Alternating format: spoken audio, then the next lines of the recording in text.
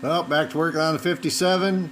Another new hunk of metal patched in there. And this is in the roof line here. So, getting one at a time. Found another pit there. Was able to patch that in.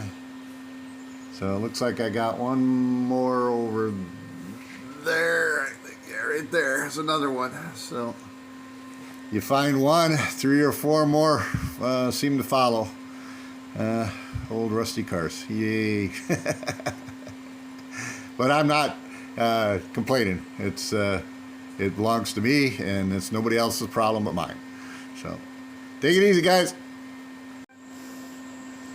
I got that one filled. I can even fill ones that aren't rust holes. Oh no, a non-rust hole. I got it. Filled her in.